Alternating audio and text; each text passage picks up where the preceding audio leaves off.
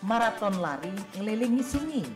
Adat budaya haruslah lestari, idaklah pacak dijual beli. Dudulur, kita masih bersama perempat RRI Pangandaran di Sriwijaya Pagi.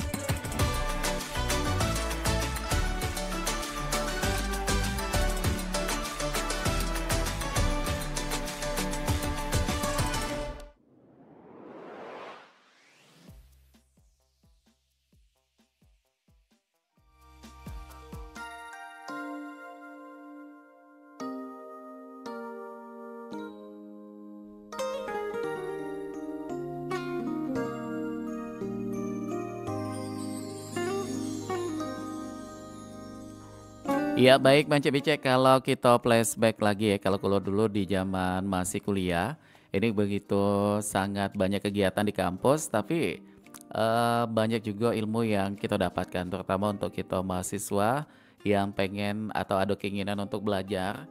Ini pasti akan sangat berguna ya kegiatan yang ada di kampus. Nah salah satunya mungkin walaupun dengan bidang yang berbeda atau fakultas yang berbeda tadi Mance Bice, tapi kita bisa saling tukar untuk pengetahuan ataupun juga mengenai jurusan kita, sehingga ini akan menambah nilai plus yaitu pada saat kita kegiatan di kampus. Nah, sama pecah di pagi ini untuk di obrolan komunitas di edisi Minggu tanggal 2 November 2025 kita sudah kedatangan kedua narasumber dari organisasi lintas jurusan yang dimana mereka ini dulunya pernah saling kolaborasi dalam satu kegiatan ya.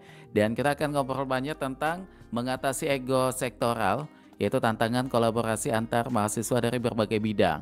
Dan sebelumnya kami pengen sapa dulu selamat pagi untuk Mance BC yang lagi monitor siaran kami di aplikasi RRI Digital dan juga yang pengen menyaksikan tayangan kami silakan Mance BC-nya saksikan di tayangan YouTube Perempat Palembang ya. Oke, dan langsung baik kita bakal kenalan. Selamat pagi, assalamualaikum.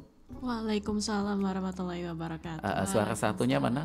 Oke, baik. Nah ini yang pertama kita kenalan dulu, ada Prilly Putri, yang mana orangnya? Ya hadir Kak. Oke, baik. Ini sebagai mahasiswi ilmu komunikasi? Iya betul di sekali. Kampus mana nih kalau boleh tahu? Saya kuliah di Universitas Sriwijaya Kak. Semester? Saat ini semester 5. Semester 5 ya. Oke, baiklah. Dan juga di sebelah kanannya Putri ini ada Fatima Nida Karima. Iya betul Kak. Ya, ini mahasiswi Fakultas Hukum. Betul. Di kampus mana nih? Kampus Universitas Sriwijaya Indralaya. Di semester 3. Kalau kalian berdua ini aktifnya di organisasi kampus yang sama dengan saat ini masih kalian ikuti apa aja? Mungkin dari Putri dulu kita pengen tahu. Oke, kalau aku sendiri itu mengikuti beberapa organisasi di dalam kampus. Itu ada organisasi keilmiahan sama dengan organisasi berdebat gitu kalau untuk di kampus. Oke, aktif ya semuanya. Dan kalau Fatima ini aktif di kegiatan apa tuh? Kalau saya pribadi itu lagi aktif di internal kampus, itu ada di keilmiahan juga sama di badan eksekutif mahasiswa. Oke, jadi dua-duanya masih dijalankan ya? Iya betul. Kalau menurut dari pandangan kalian berdua, serunya untuk ikutan organisasi itu apa di jurusan masing-masing?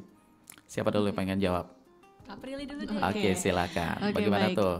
Kalau dari aku sendiri, dengan kita mengikuti organisasi di kampus itu yang pastinya karena organisasi yang Prilly ikuti itu keilmiahan, jadi akan menemukan banyak sekali teman-teman dari berbagai daerah, dari lingkup yang berbeda, jurusan yang berbeda, jadi bisa saling melatih, membangun relasi gitu, dan juga melatih skill kita juga tentu dengan mengikuti organisasi seperti itu. Oke, kalau dari Fatima bagaimana tuh? Kalau dari aku Kak, kalau misalnya kita ikut sebuah organisasi itu tentunya kita bertemu dengan berbagai macam orang ya, berbagai macam latar belakangnya, terus sifatnya, kepribadiannya. Jadi lebih banyak belajar aja, mempelajari bagaimana cara bekerja sama orang dan mengasah skill juga, benar kata Kak Prilly. Oke, nah ini tadi kan disampaikan oleh Prilly bahwasanya ini akan membangun sebuah relasi, membuka jalan juga untuk semakin banyak jejaring kita ya, termasuk dengan organisasi yang kita ikuti. Nah, kalau kalian berdua pernah berkolaborasi di kegiatan apa nih? Baik itu Prilly dan juga Fatima. Kami berdua itu pernah kolaborasi karena kami kebetulan satu organisasi Diana Public Speaking. Jadi di sana kami pernah berkolaborasi sama-sama menjadi Master of Ceremony atau MC gitu dalam suatu acara gitu. Kalau terkait dengan akademik yang di kampus ada nggak tuh? Oh, kalau sejauh ini belum ada. Mungkin kita mengikuti lomba gitu, karena terkadang kan kita sama-sama mahasiswa dari jurusan yang kebetulan sosial juga, jadi Oke. berkolaborasinya seperti itu. Begitu ya. Nah, tapi kalau dari masing-masing kan ini lintas jurusan artinya berbeda jurusan. Kalau kalian tuangkan dari teman-teman yang berbeda jurusan apa nih yang lebih pengen kalian share mengenai kayak Prilly tuh di ilmu komunikasi, kalau Fatima di Fakultas Hukum nih, apa yang pengen kalian share tuh? Kalau andai punya apa tuh, punya suatu kegiatan atau punya kesempatan untuk saling memberikan ilmu dari yang kalian dapatkan dari jurusan masing-masing. Oke, kalau dari aku sendiri itu mengenai ilmu komunikasi berarti bagaimana cara kita bisa berkomunikasi dengan baik, meskipun kadang ilmu komunikasi ini terbilang general, tapi itu juga penting bagi kita sebagai orang yang kuliah atau belajar di komunikasi itu juga mempelajari bidang-bidang lain. Makanya Oke. kita bisa berkolaborasi gitu. Di bidang lain artinya banyak aspek ya di situ ya. Iya, Aspek benar. apa aja nih Prilly di ilmu komunikasi? Aspek dari ilmu komunikasi itu beragam. Kita bisa memahami tentang ekonomi, misalnya tentang hukum juga. Terus kita juga bisa ke bidang yang lebih sains dan juga teknologi. Tetapi memang kita memahami bagaimana cara kita menyampaikan pesan itu bisa efektif dan komunikatif dengan sesama gitu. Oke, begitu ya. Jadi sesuai dengan siapa lawan kita ya. Dan di bidang apa nih mereka akan saling tukar ilmunya tadi begitu. Betul. Tapi kalau Fatima bagaimana untuk menuangkan ilmu dari fakultasnya ke teman-teman yang berbeda fakultas gitu? Oke, kalau misalnya fakultas hukum itu dia lebih sosial juga ya sebenarnya. Jadi aspeknya juga luas, terutama bersosialisasi itu juga diperlukan dalam fakultas hukum sendiri. Karena hukum itu identik dengan berbicara juga. Aha. Jadi yang bisa disalurkan sebenarnya kemarin juga sempat ada tugas yang menghampiri fakultas lain di mana kami diminta untuk bersosialisasi mengenai materi seperti materi general yang bisa dimengerti oleh khalayak ramai gitu. Jadi menurut aku itu juga bisa menjadi aspek kerjasama antar fakultas, di mana nggak semua fakultas bisa mengerti mengenai materi hukum yang general. Oke. Iya. Jadi tidak semua fakultas yang mengerti mengenai hukum general itu tadi ya. Artinya ini menjadi suatu tantangan bukan? Lumayan Iya. sih kalau untuk Aha. mencoba. Masing-masing pasti punya tantangan ya. Benar. Tapi kalau lebih mengerucut mengenai tantangan itu tadi yang lebih menurut kalian ini menjadi suatu PR juga ketika menuangkan ilmu fakultas kalian ke teman-teman yang berbeda fakultas, tantangannya lebih kemana? Oke, kalau dari saya sendiri tantangan dari ilmu komunikasi itu adalah proses menyampaikan pesan yang kadang orang-orang kalau melihat komunikasi ya tinggal bicara, tinggal ngomong aja, padahal sebenarnya komunikasi itu jauh lebih dari itu, tapi juga melihat bagaimana pesan yang ingin kita sampaikan itu bisa tersampaikan dengan baik kepada orang lain sehingga tidak terjadi miskomunikasi gitu. Jadi komunikasi itu banyak package-nya di situ ya. Apa aja nih Prilly yang perlu dijadikan satu apa ya? Satu penyampaian sehingga nanti ini akan bisa menjadi pemahaman yang gampang dicerna oleh teman yang beda jurusan itu tadi. Komunikasi itu ada apa aja di situ? Oke, kalau komunikasi itu pasti ngomongin tentang public speaking yang Oke. pastinya relate sama mahasiswa gitu. Jadi public speaking antara komunikasi yang kita sampaikan dengan mahasiswa yang sosial dengan atau dengan mahasiswa yang Hukum gitu ya. hukum gitu itu pasti berbeda karena mereka pasti ada basis data atau undang-undang yang mereka Parameter bawa, ya. iya ada parameternya. Nah, sedangkan kita di ilmu komunikasi fokusnya terhadap bagaimana cara menyampaikan apa yang ingin disampaikan oleh teman-teman dari yang berbeda jurusan itu agar sampai nih dengan baik pesannya gitu. Begitu ya. Kalau Fatima bagaimana untuk yang pertanyaan tadi? Kalau untuk tantangannya kan, sebenarnya kurang lebih sama karena sama-sama menyampaikan penyampaian kalau misalnya diminta untuk kolaborasi ya antar fakultas ya.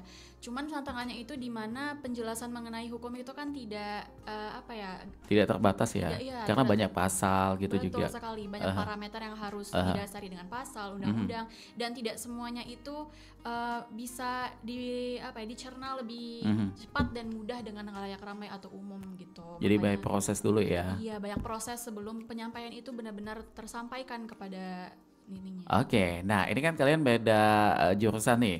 Andai ada masing-masing satu pertanyaan ke Prilly dulu mengenai hukum, apa yang pengen ditanyain ke ke Fatima nih? Oke, kalau dari aku sendiri penasaran bagaimana sebenarnya hukum di Indonesia itu dari pandangan anak-anak hukum, apakah ini adalah sesuatu yang menarik untuk dikaji karena memang kita banyak sekali fenomena hukum dan bagaimana kalian mengkaji itu sesuai dengan bidang kalian gitu. Oke, bagaimana Fatima dengan jawabannya?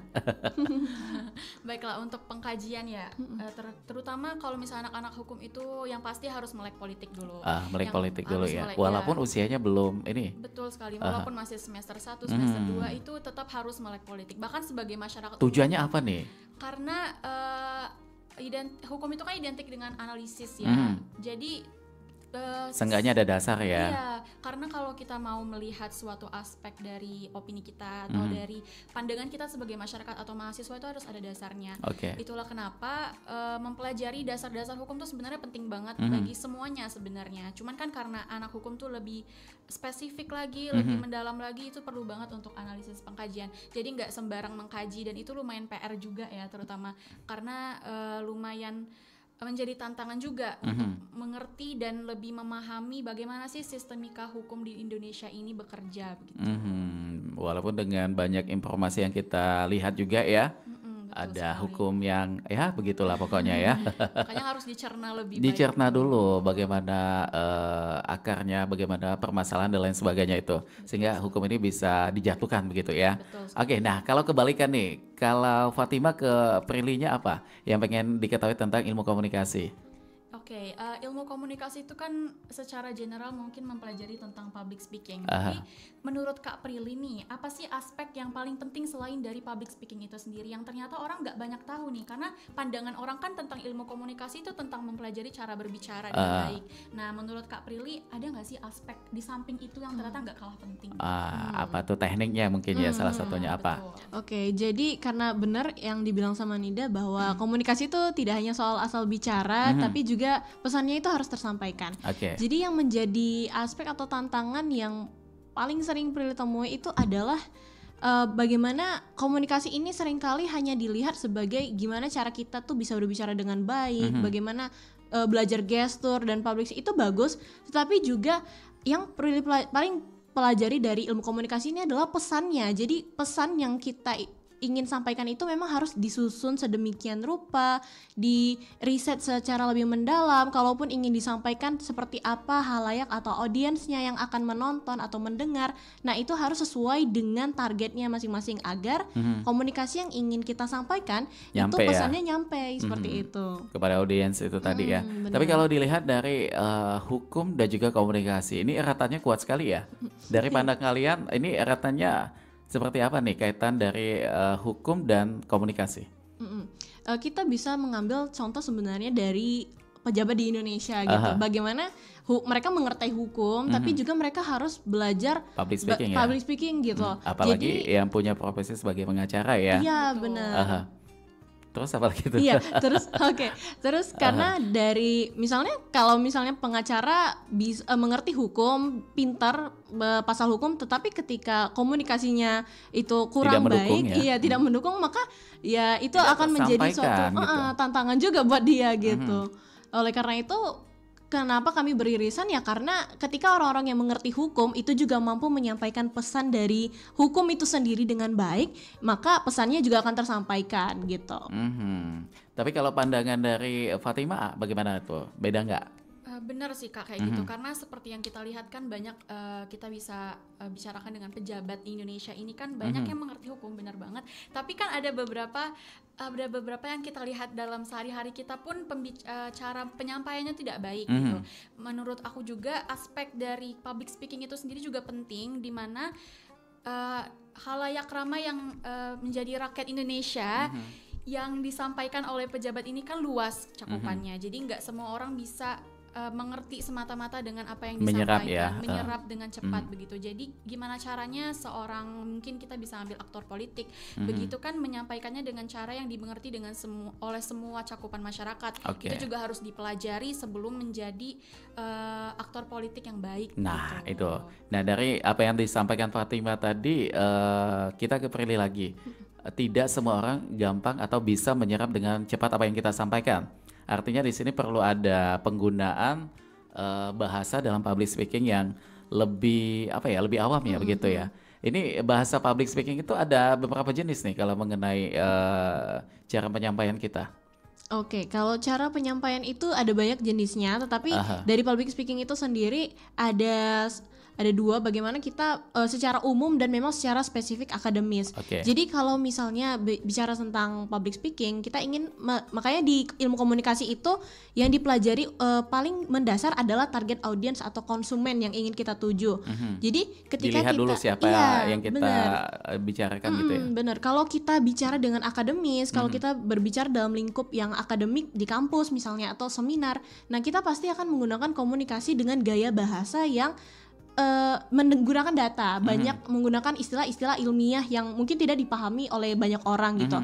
Karena ya cakupannya atau audiensnya adalah orang-orang yang memang mengerti akan hal itu gitu. Sementara kalau kita ingin menyampaikan sesuatu yang penting, pesannya yang ingin kita sampaikan itu penting.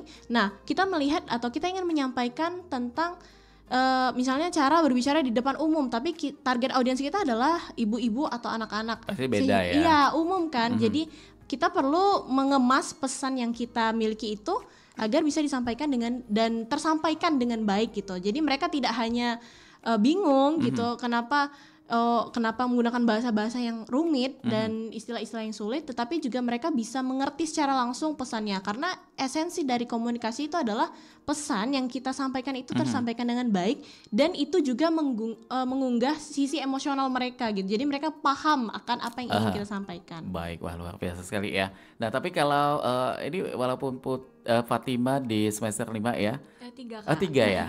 Tapi seenggaknya udah ada sedikit dapat banyak sekali ilmu ya mengenai apa itu yang ada di hukum. Mengenai istilah mungkin.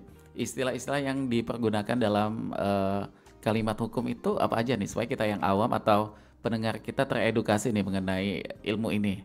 Oke, kalau misalnya ditanya istilah, sebenarnya banyak istilah yang dari bahasa Belanda Aha. ya. Cuman ada satu yang paling nyangkut, terutama di saat pembelajaran nida pribadi selama mempelajari di Fakultas Hukum ini adalah asas legalitas. Aha. Asas legalitas ini adalah asas di mana sebuah hukum itu nggak bisa ditindak tanpa undang-undang yang mendasarinya. Oke. Jadi setiap tindak pidana, setiap perbuatan melawan hukum yang dilakukan oleh pelaku dari tindak pidana itu sendiri itu harus ada undang-undang mendasarnya sebelum dia ditindak gitu. Sebelum dia dikenakan sanksinya begitu. Jadi nggak bisa semata-mata ketika seseorang ini pelaku melakukan sesuatu perbuatan melawan hukum, namun dia ditangkap atau diberikan sanksi, namun tidak ada undang-undang yang mengaturnya, itu tidak bisa digunakan. Jadi ada prosesnya dulu ya. Iya. Proses yang paling awal tuh bagaimana tuh sebelum apa nih kita menyebutnya terdakwa mungkin belum ya.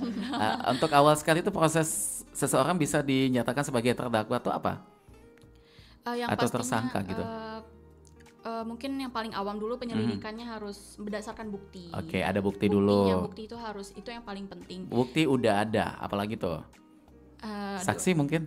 Iya, betul sekali. Ada saksi dulu ada ya. saksi juga. Jadi nggak bisa tanpa saksi itu tidak bisa. Jadi memang harus minimal 2 saksi begitu. Udah biasanya. saksi nanti ada penyelidikan mungkin ya? Iya, baru mungkin diselidiki lebih dalam. Barulah nanti akan bisa ya. Itu kayaknya orang hukum yang lebih paham ya. Iya, betul sekali. Oke, nah tapi kalau dari ilmu komunikasi ini untuk yang awam lebih baiknya belajar di bagaimana dulu nih untuk Prilly? Oke, kalau teman-teman yang nonton ini dan pengen belajar tentang komunikasi secara mendasar itu apa? Komunikasi yang secara mendasar itu adalah public speaking atau berbicara di depan umum. Karena seringkali kita melihat banyak orang yang struggle atau memiliki masalah dengan berbicara di depan umum gitu, nervous, gugup dan lain-lain sebagainya. Jadi dengan belajar komunikasi secara mendasar, kita bisa menyampaikan ide yang ingin kita sampaikan dengan baik. Karena saya yakin setiap manusia itu pasti punya ide yang inovatif dan juga baik, tetapi bingung cara penyampaiannya. Nah, oleh karena itu, hal yang paling penting dari pembelajaran ilmu komunikasi itu adalah latihan. Karena dengan kita berlatih, dengan kita sering mengikuti pelatihan gitu, jadi kita akan lebih terbiasa. Dan selain itu juga pentingnya dari komunikasi itu adalah membaca. Dengan kita membaca, kita akan mendapatkan banyak sekali kosakata, kita akan mendapatkan banyak bahasa dan ilmu pengetahuan baru, dan itulah yang membuat kita jadi lebih leluasa ketika ingin melakukan komunikasi yang efektif dengan banyak orang. Oke, Gitu.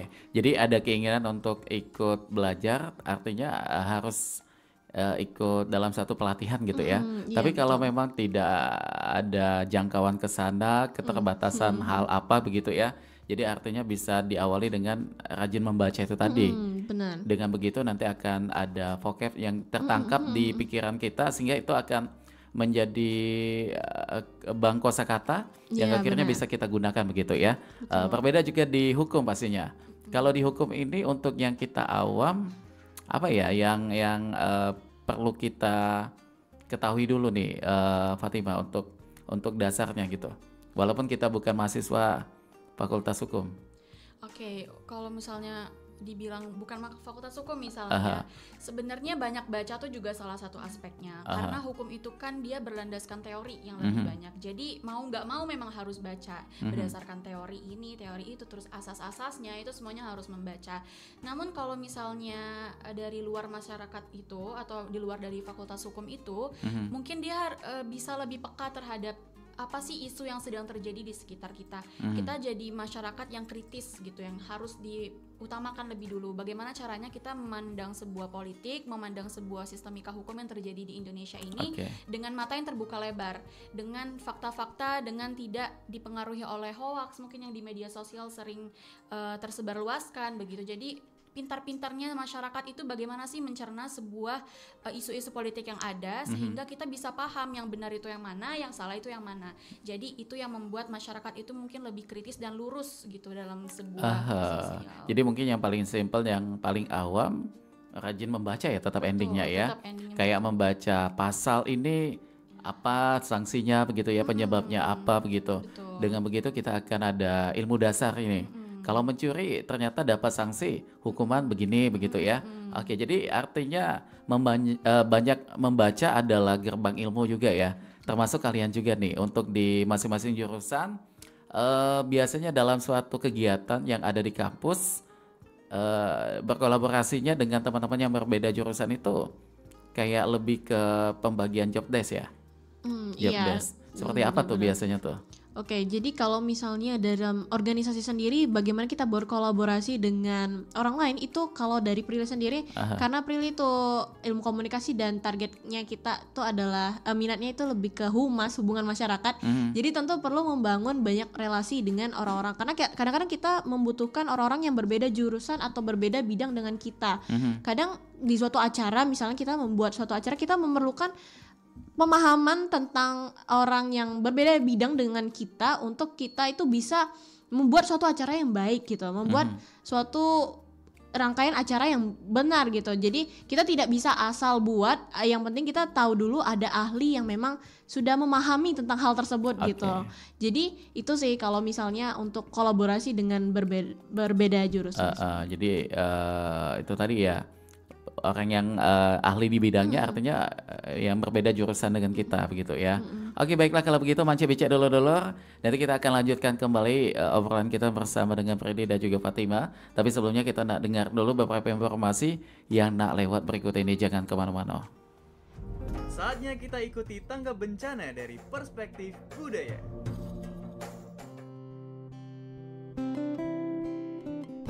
Sistem adat sebagai kontrol lingkungan, masyarakat adat sering memiliki peraturan ketat dalam penggunaan sumber daya alam melalui hukum adat.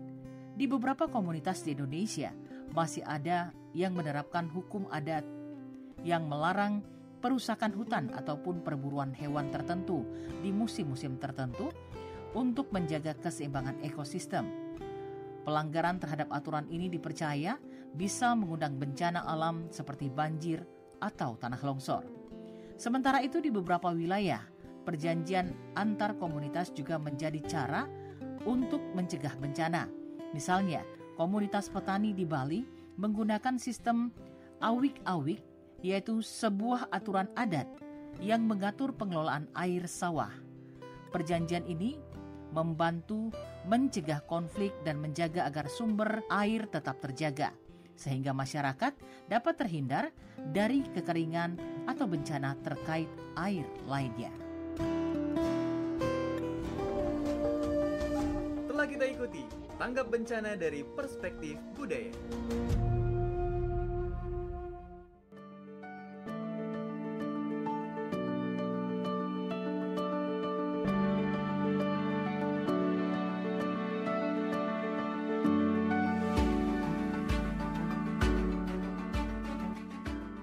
RRI dengan esensi buku dengan judul Jika Kita Tak Pernah Jadi Apa-apa, karya Alfi Syahrin.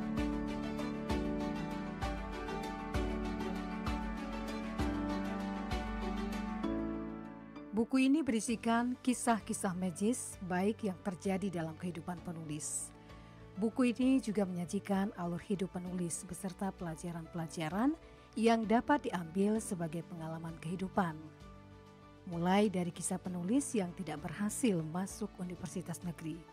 Ketidaktahuan penulis ingin menjadi apa-apa awalnya susah mencari pekerjaan. Menjadi korban bullying dan sekilas tentang nasib mahasiswa kupu-kupu.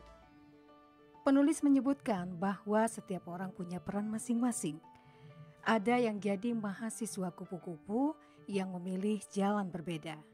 Akan tetapi, mahasiswa kupu-kupu yang dimaksud di sini bukanlah mahasiswa yang pulang untuk bermalas-malasan, melainkan pulang untuk melatih dan mengasah skill menulis lewat komputer dengan menelusuri internet dan memahami ilmu-ilmu kepenulisan.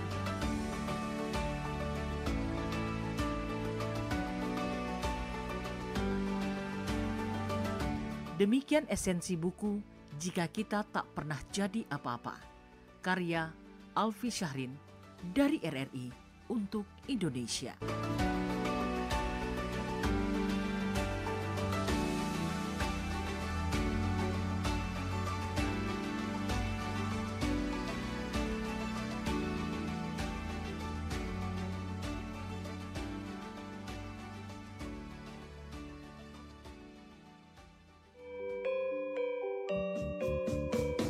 Nuansa budaya dan tradisi.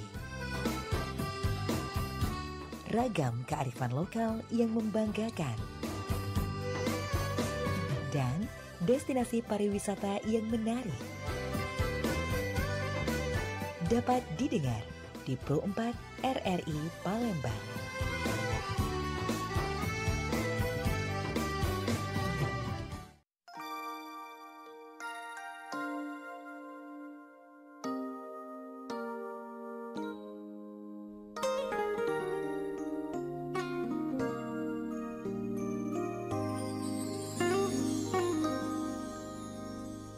Oke baik, Banca Bicara Dulur-dulur dimanapun berada dan kita masih di obrolan komunitas. Kita masih bersama dengan Prilly Putri dan juga Fatima Nadi Karimah. Apa? Nida Karimah.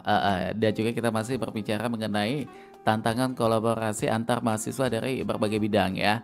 Oke, dan melanjutkan mengenai obrolan kita tadi. Menurut kalian masing-masing ini mengapa kolaborasi antar jurusan ini penting bagi mahasiswa? Siapa yang punya jawaban? Silakan. Oke, kalau misalnya ditanya kolaborasi antar jurusan tuh yang pentingnya apa sih? Gini Kak, karena kalau misalnya kuliah ini kan sebenarnya pembelajaran yang juga bisa dibilang mempersiapkan diri untuk berkarir ke depannya kan. Nah, karir di masa depan itu kan tentu luas gitu. Mungkin kita bisa masuk ke sektor manapun dan tentunya nanti akan bekerja sama tuh dengan berbagai linear dari jurusan yang lain begitu. Nggak selalu satu linear begitu. Makanya diperlukan kolaborasi dari mungkin dari kuliah mungkin ya. Jadi kita terbiasa untuk mengerti sistem pembelajaran dari fakultas ilmu komunikasi itu gimana, dari hukum itu gimana. Tentunya kan mempunyai dasar-dasar yang berbeda dan gimana kita mempersiapkan agar kita tuh tidak benar-benar buta nanti di saat berkarir ke depannya. Jadi udah dapat ilmunya ya ketika di lingkungan kampus kita sudah melakukan kolaborasi ya, jadi ketika nanti udah terjun ke dunia kerja, karena kan di kantor itu pasti ada banyak ragam ya lini jurusan dari jenjang pendidikan begitu. Dengan demikian kita sudah bisa memahami yang seperti yang disampaikan Fatima tadi bahwa kita sudah tidak kagok lagi ya kalau bahasa awamnya. Betul. Kita udah bisa tinggal penyesuaian saja begitu ya. Betul. Tapi kalau dari Prilly ada jawaban lain nggak kayak gitu? Oke, jadi kalau kenapa penting untuk berkolaborasi dengan bidang yang berbeda, karena komunikasi itu sebenarnya sangat general sekali, sangat umum sekali. Jadi kita memang membutuhkan untuk berkolaborasi dengan orang-orang yang berbeda di bidang dengan kita. Karena walaupun kita itu bicaranya soal orang komunikasi pasti jago ngomong, wah orang komunikasi bisa berbicara dengan baik. Tetapi kita juga perlu memahami tentang bidang-bidang lain dan berkolaborasi untuk menciptakan suatu karya ataupun suatu inovasi yang ya bisa berkolaborasi dengan banyak orang gitu, yang bisa berdampak untuk banyak orang juga. Jadi pentingnya untuk melakukan kolaborasi itu tidak hanya karena orang komunikasi itu tidak mempelajari semua bidang yang berbeda-beda itu tadi, tetapi juga dengan itu membuka kesempatan nih untuk kolaborasi membuat suatu inovasi, suatu karya yang baik yang kemudian digunakan oleh banyak masyarakat, di mana kita sebagai mahasiswa juga memang sebagai agent of change atau agen perubahan. Jadi memang kita harus berdampak nih untuk masyarakat, sehingga diperlukanlah kolaborasi dengan mahasiswa-mahasiswa yang memang berbeda bidang dengan kita, seperti itu. Begitu ya. Jadi akan lebih beragam dengan berbagai macam jurusan yang berbeda. Ini akan lebih banyak ilmu yang dituangkan di situ, yang didapat juga begitu ya. Tapi kalau dari pengalaman kalian masing-masing pernah berkolaborasi dengan siapa saja nih untuk yang beda jurusan, baik itu di luar kampus atau di lingkungan kampus? Oke, kalau dari saya sendiri itu pernah berkolaborasi dalam hal akademik lomba misalnya. Pengalamannya bagaimana tuh, Oke. Firdi? Jadi saya tuh pernah lomba dengan mahasiswa dari teknik. Jadi di mana kami berdua itu cukup berbeda gitu kan, antara sains dengan sosial, di mana saya juga sebagai seorang yang mendalami komunikasi gitu. Jadi ketika ingin membuat suatu inovasi, jadi lomba itu membuat suatu inovasi kalau untuk mahasiswa, di mana inovasi itu biasanya berupa alat ataupun bahan ataupun hal-hal yang berbau memang ke arah sains gitu. Jadi tantangannya adalah ketika dengan anak-anak yang seperti saya itu komunikasi, jadi kami itu memang tidak mempelajari itu. Jadi ada dibutuhkan ekstra pengalaman atau ekstra apa ya, sejarah kita tidak ya? tahu kita tidak tahu bagaimana cara membuatnya karena kita tidak belajar. Nah itulah tantangan yang harus dihadapi gitu. Jadi kita belajarnya lebih ekstra daripada mereka karena kita memang di arah yang berbeda dengan mereka. Tetapi itu nggak membatasi kita untuk jauh lebih baik gitu, karena dengan adanya kolaborasi kita belajar bersama dan kita kan menginovasikan suatu hal bersama, sehingga itu kemudian bisa menjadi hal-hal yang baru, yang baik untuk perkembangan atau pertumbuhan kita sendiri juga gitu. Gitu ya. Dan kalau dari Fatima bagaimana tuh? Ada pengalaman kolaborasi dengan mahasiswa jurusan apa tuh? Kalau untuk kolaborasi mahasiswa sejauh ini saya belum ada yang pengalaman pribadi begitu. Cuman kalau dalam program kerja dari organisasi mungkin pernah, tapi yang di luar kampus. Tapi contohnya apa tuh?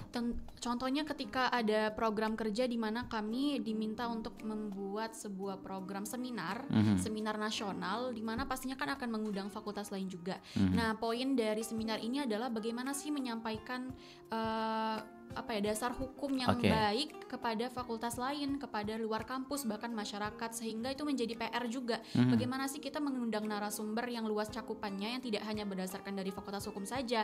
Kemarin itu sempat ngundang dari Komdigi, dari berhubungan dengan hukum tata negara. Jadi masyarakat awam tentunya bisa mengerti nih jika disampaikan oleh pakar yang umum begitu, tidak hanya dari hukum, namun ada dasar hukum di dalamnya, sehingga menurut Nida juga itu penting banget yang melibatkan kolaborasi juga, dan mau dari masyarakat, luar kampus, mungkin fakultas lain juga yang mau mengerti lebih dalam mengenai hukum gitu. Oke, jadi lebih gampang mengenai apa yang kita pengen sampaikan kalau ada ahlinya tadi yang menerjemahkan dalam bahasa awam.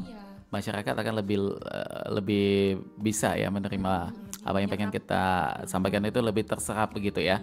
Kalian beda jurusan nih, ada komunikasi, ada juga hukum. Sama-sama punya keinginan atau punya punya kegiatan di suatu organisasi kayak Diana Public Speaking. Nah, jadi yang kalian tunjukkan di sini bagaimana nih untuk belajarnya? Pasti lebih ke public speakingnya ya. Tapi ketika sudah bergabung dalam satu organisasi yang sama, tentu dengan tujuan juga yang sama gitu ya, dengan ilmu juga yang sama. Sejauh ini impact yang kalian rasakan apa tuh ketika sudah berbeda jurusan tapi mengambil satu ilmu yang sama di satu tempat yang sama juga begitu? Oh baik, Kalau untuk output yang kita terima ketika kita join komunitas bareng walaupun beda jurusan itu tentunya jam terbang sih Kak. Karena dalam komunitas Diana Public Speaking ini kan kita diminta untuk praktek langsung, dimana seperti kegiatan hari ini, seperti kegiatan-kegiatan pernah kita nge-MC bareng ya Kak. Jadi itu kan sebuah privilege yang nggak bisa didapatkan dengan semua orang begitu. Dalam public speaking tuh tentunya nggak cuman belajar ngomong, nggak cuman tentang berani ngomong aja, tapi ada dasarnya, di mana ada belajar intonasinya gimana, vokalnya gimana, gerak tangannya gimana. Nah itu adalah output yang kami dapatkan. Tentunya kan nggak semua fakultas itu ada pembelajaran mengenai hal itu. Seperti hukum nggak mempelajari public speaking kayak ilmu komunikasi gitu. Tapi dengan kita disatukan dalam satu komunitas, pembelajaran yang general dan spesifik itu pun bisa kita dapatkan walaupun di luar dari komunitas kampus. Gitu. Jadi banyak aspeknya juga ya, kayak tadi tuh gestur pada saat kita berbicara bagaimana, ada juga artikulasi, intonasi dan lain sebagainya. Kalau Prilly bagaimana tuh?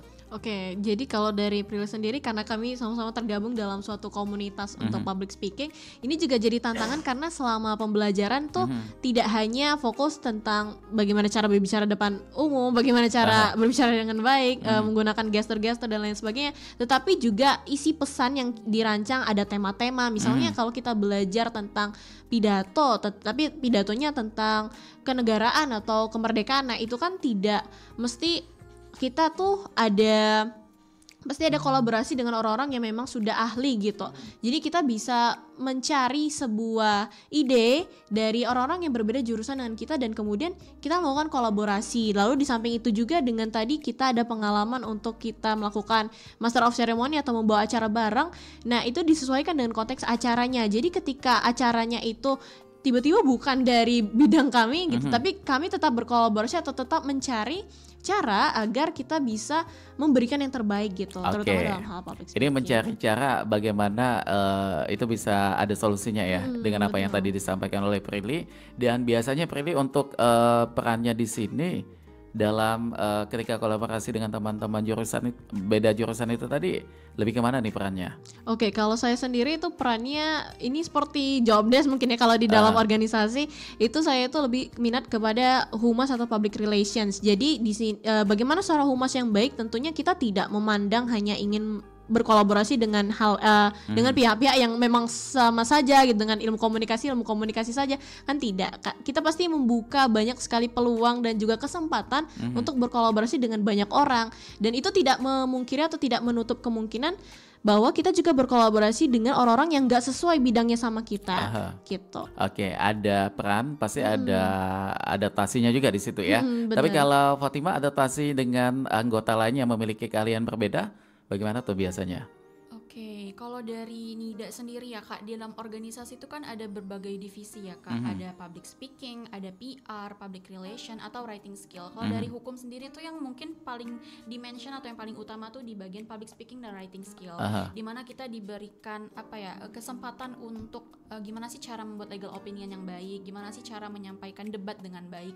Nah tantangannya adalah tidak semua kemampuan itu kan dimiliki oleh semua orang. Tapi ketika kita ada kemauan, misal kita mempunyai keahlian di bidang public speaking, bagaimana cara menyampaikan debat dengan baik, menyusun argumennya bagaimana, tapi belum tentu satu orang itu bisa mengerjakan writing skill dengan baik. Legal opinion itu gimana sih dasar-dasarnya harus dituang. Nah itu yang menjadi tantangan, bagaimana kolaborasi dari kedua divisi itu misalnya dapat terlaksana dengan baik dua-duanya. Makanya diberikan kesempatan untuk belajar jika kita join nih dalam komunitas seperti organisasi keilmiahan tersebut. Jadi adaptasinya kita yang lebih aktif ya. Iya betul sekali. Jangan cuma menunggu gitu ya.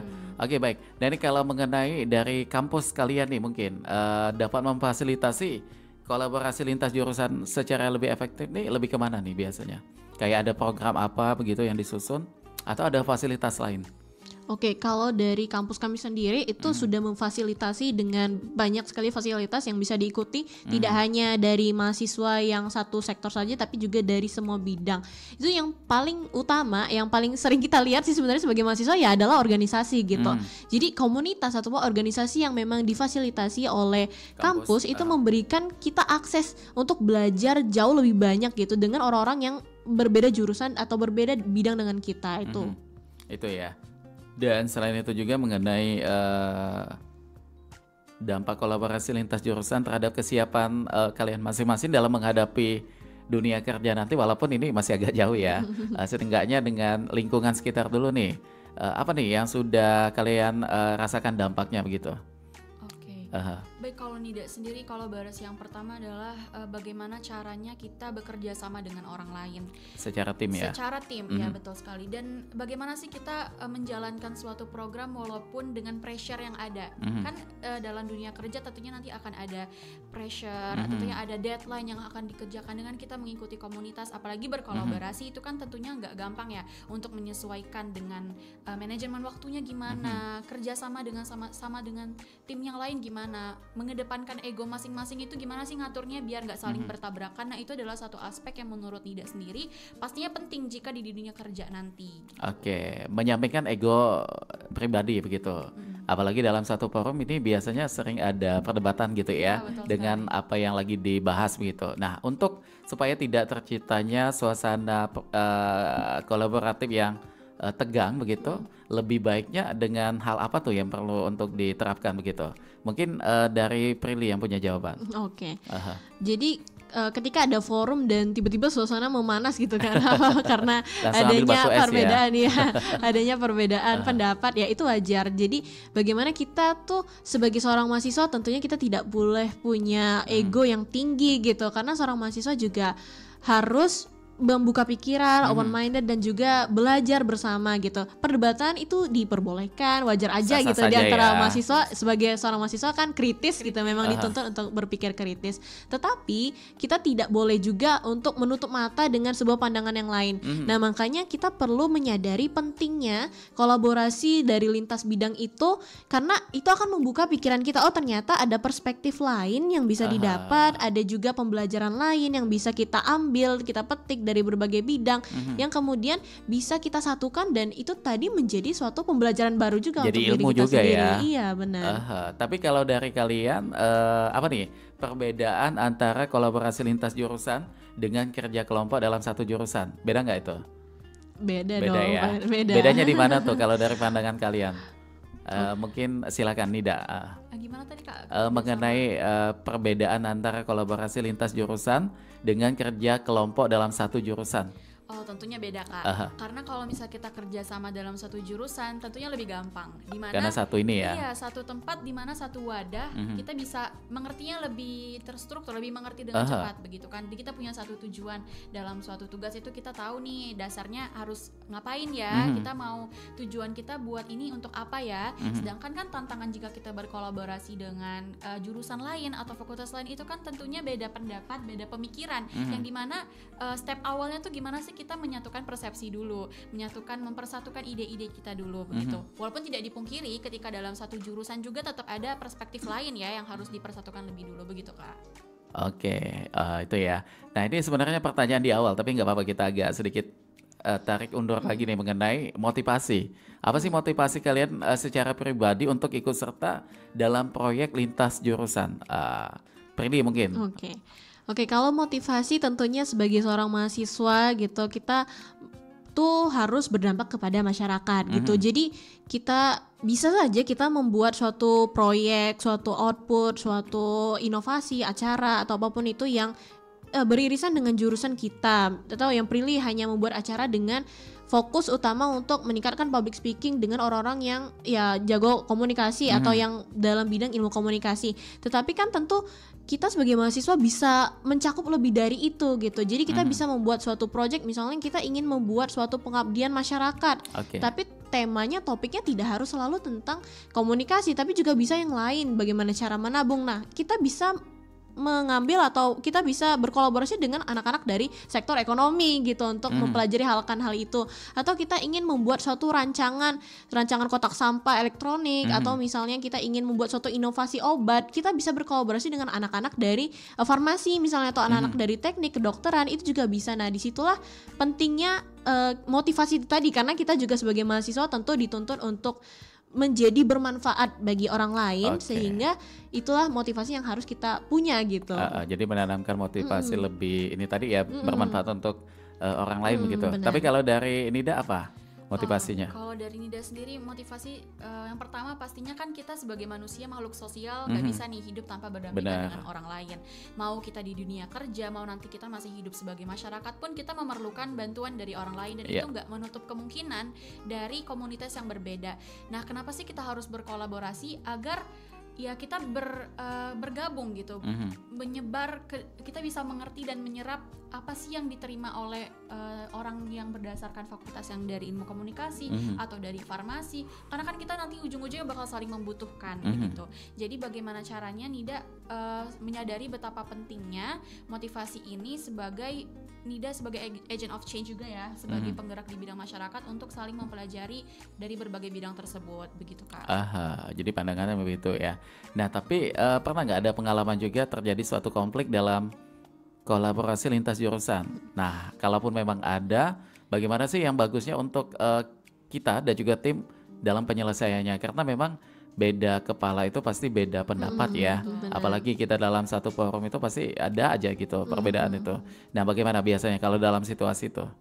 Oke, jadi pernah ada pengalaman ketika sedang membuat proyek dan ada perbedaan pendapat gitu. Jadi dari tim yang dari orang ini dia ingin menggunakan metode ini gitu, tapi dari tim dari orang yang lain itu ingin menggunakan metode B gitu. Jadi Prilly saat itu juga cukup bingung karena sebagai anak komunikasi kayak saya nggak begitu memahami secara mendalam. Nah tapi ketika terjadi konflik itu kita bisa ada alarm yang harus kita bangkitkan gitu karena jadi ada ini akan memanas gitu. Jadi makanya kita perlu menyadari hal itu dan kemudian itu nggak apa-apa sebenarnya karena ketika adanya perbedaan pendapat kita tuh mencoba mencari solusi mana yang efektif gitu untuk dilakukan atau untuk diterapkan. Jadi yang paling utama ketika ada konflik seperti itu ya tentunya balik lagi ke kita harus komunikasi gitu. Jadi kita harus bekerja sama, maksudnya ada mengumpulkan pikiran, menyatukan pikiran terlebih dahulu. Misalnya kenapa solusi ini bisa lebih baik daripada solusi yang ini, atau kenapa pendapat yang ini bisa lebih baik daripada yang sebelumnya gitu. Apa yang menjadi pembeda dan seperti apa benefitnya. Jadi ketika kita berdiskusi, ketika kita saling tukar pikiran, itu akan menumbuhkan atau mengeluarkan jalan baru gitu. Jadi kita bisa memahami, oh ternyata dampak yang ini tuh lebih banyak ketika menggunakan solusi ini gitu. Jadi bisa seperti itu. Jadi lebih menekankan ini ya, jiwa sabar juga ya di situ ya. Iya, sehingga kalau itu bisa lebih tenang, sehingga solusinya bisa lebih cepat didapat begitu ya. Oke, baik. Dan ini kalau komunikasi ini akan bisa mensterilkan suasana ya. Ketika kita ada masalah baik itu di keluarga, di pasangan juga begitu ya. Dengan berkomunikasi ini akan lebih bisa teratasi begitu ya. Membuka jalan komunikasi. Nah, dalam hal ini mungkin peran komunikasi dalam menjaga keharmonisan tim lintas jurusan ini menurut kalian bagaimana nih untuk perannya? Oke, peran komunikasi itu yang pastinya penting gimana? Karena itu juga sebagai proses untuk mendinginkan berbagai kepala ya. Kalau misalnya dalam suatu perdebatan tuh kita langsung bilang, kita diskusi aja, pasti kan langsung mengangguk gitu kayak, emang harus ada penyelesaian dengan cara diskusi atau komunikasi. Makanya menurut Nida juga gimana sih komunikasi itu sebagai kunci gitu. Jadi ketika kita mempunyai persepsi yang berbeda dengan orang lain, gak semerta-merta kita juga nerima kayak menurut kamu begini, mari kita jalankan yang ini, gak juga. Kan kita juga punya opini pribadi. Nah gimana sih cara menggabungkan itu, mengkolaborasikan itu jadi suatu solusi yang bisa menyelesaikan sebuah masalah begitu kan. Jadi ini ya lebih bagaimana caranya aja ya penyampaian dengan komunikasi itu tadi. Oke, baik. Dan ini sebenarnya masih banyak sekali ilmu-ilmu yang pengen kita bahas dari bidang kalian masing-masing ya. Tapi sayang sekali nih waktu kita udah mendekati di penghujung perjumpaan karena saat ini sudah 51 menit melangkah dari jam 9 pagi. Dari kalian masing-masing apa nih yang pengen disampaikan dengan apa yang tadi sudah kita bahas juga terkait dengan topik kita yaitu mana saya kurang hafal nih, tantangan kolaborasi antar mahasiswa dari berbagai bidang. Silakan, dari siapa dulu? Oke, dari saya dulu. Oke, silakan Prilly. Oke, dari saya sendiri untuk teman-teman yang menonton ataupun mendengarkan ini. Jadi kita itu penting untuk berkolaborasi karena tadi kita adalah makhluk sosial, kita tidak bisa hidup sendiri. Tentunya kita membutuhkan kolaborasi dan juga kita membutuhkan kerjasama dengan orang-orang di di berbagai bidang yang berbeda dari kita, dan tentunya itu akan menambah suatu pengetahuan dan juga pengalaman baru untuk kita dalam menyelesaikan masalah kita seperti itu. Oke, dan kalau dari Nida apa? Oke, kalau dari Nida sendiri sih untuk teman-teman yang nonton atau mendengarkan, jikalau nanti sudah memasuki fase mungkin yang lebih luas seperti bangku kuliah nanti, jangan takut untuk mencoba segala sesuatu. Jangan takut untuk mencoba berkolaborasi dengan fakultas lain atau dengan komunitas lain, karena dengan kita bekerja sama tentunya banyak sekali ilmu yang bisa diserap. Maka itu dicoba saja semua jalannya, dibuka jalannya, jangan menutup diri terhadap sosial. Oke, baik, luar biasa sekali, beda sekali ya kalau kita ngobrolnya dengan mahasiswa-mahasiswa yang kaya dengan intelektualnya nih. Mudah-mudahan bisa menjadi contoh juga ya untuk lingkungan kalian, terutama juga untuk di lingkungan kampus. Oke, dan sukses pokoknya buat Nida dan juga buat Prilly juga ya. Teruslah menjadi mahasiswa yang selalu menginspirasi seperti yang tadi sudah saya sampaikan. Dan waktunya kita untuk berpamitan. Sampaikan salam saya juga buat teman-teman yang ada di Diana Public Speaking ya, dan juga teman-teman di jurusan kalian atau di organisasi kalian yang saat ini tengah dijalani. Dan Mance Bice, kita harus berpisah dulu untuk di obrolan komunitas di edisi Minggu tanggal 2 November 2025 ya. Dan Kulo C Ilham bersama dengan rekan Kulo ada siapa, Isul ya. Lupa terus nih namanya ya. Terima kasih atas minat dengar Mance Bice. Kita ketemu besok di obrolan komunitas dengan narasumber lainnya di waktu dan juga frekuensi yang sama. Kulo pamit. Wassalamualaikum warahmatullahi wabarakatuh.